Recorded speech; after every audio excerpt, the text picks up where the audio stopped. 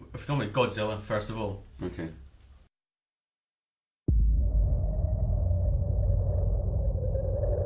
I want to talk to somebody in charge. You are not fooling anybody when you say that what happened was a natural disaster. You're lying. It was not an earthquake. It wasn't a typhoon. Because what's really happening is that you're hiding something out there.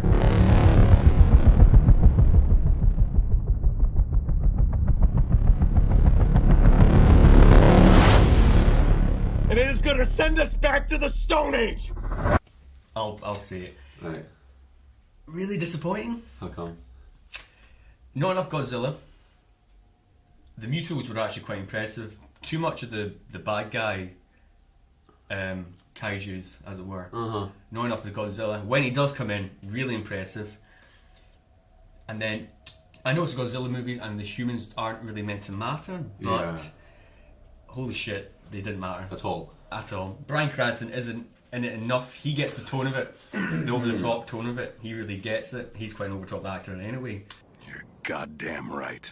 Don't tell him that. It's not a bad thing, you know. But when he has his rants, he's really good at that. Yeah, that's true. Yeah. So you almost got to get a sense if he was speaking Japanese, it'd always be the same character as these sort of mad scientists in those original 1950s movies. Well, who's the guy they focused on the most? I'm sure he's not a bad actor, but he's terrible in this. What's his name? Aaron Taylor Johnson, is that it? What's he in for? Kick-Ass. Oh, him! Kick-Ass, yeah. Oh, okay, interesting. Yeah. English actor. It does, I guess, a good enough American accent. Yeah. He can do American accents. He can do American accents, but just the writing, first of all, is terrible. Doesn't quite get the tone of. It's got quite serious, sort of post 9/11 war and terror sort of vibe to it, and massive disasters, tsunami disasters in Japan. It's got these sort of things. It does that disaster well. It does disaster well. It does disaster well.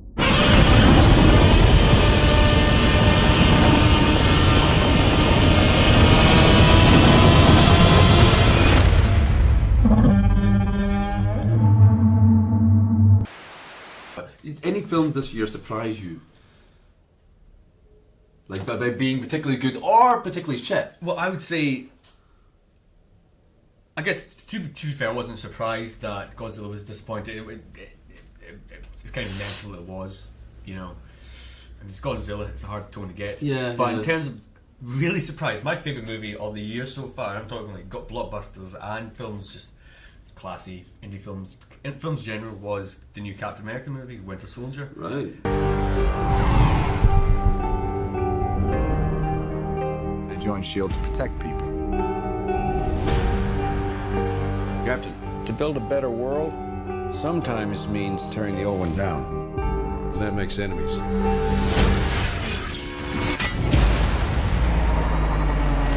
I went to watch it by myself, actually. Back in the day. And also, I think you've seen the first Captain America, like the first Avenger, and it's shite. Yeah.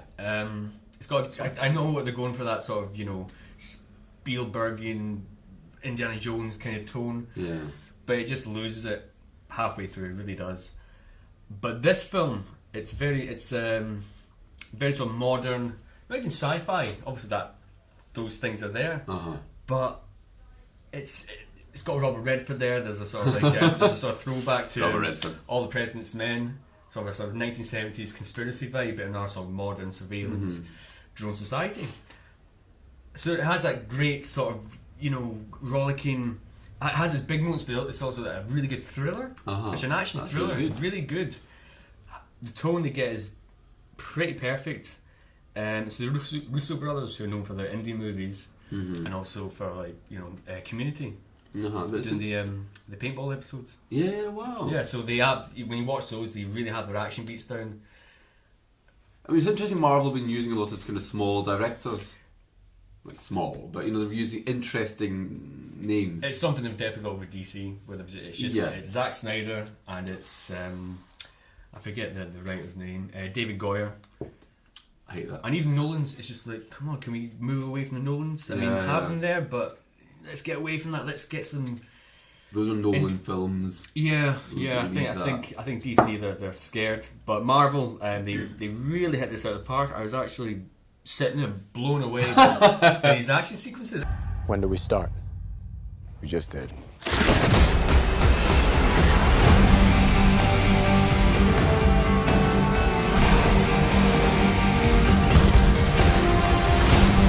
The price of freedom is high. And it's a price I'm willing to pay. You told me not to trust anyone. This is how it ends. Everything goes.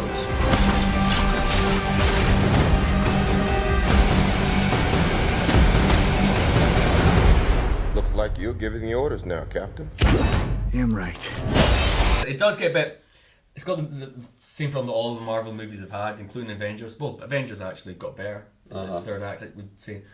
But generally, the Marvel movies, the individual, as in like Thor, Captain America, Iron Man, they always end in big CGI battles where there's not really much at stake because you know it's CGI. There's something about it, how they do it. So this has that problem, but it's so good. But leading up to that, it's a brilliant film. There's some amazing. There's a battle on a freeway involving guys abseiling off a motorway junction, and one of them with a fucking minigun. And and also like the Winter Soldier's involved, and he's not quite a Joker villain, but he's a really sinister, badass presence. You know, and you really get this sort of sense of threat. He even has his own kind of Joker sort of theme. Sort of screechy noise. So that's my favourite film. I'm surprised. Yeah, so I think Captain America is the hardest to sell. People say he's dull, but he's not dull in this, and he's a really likeable presence. Chris Evans really carries it off. He's a good actor. He's a good actor.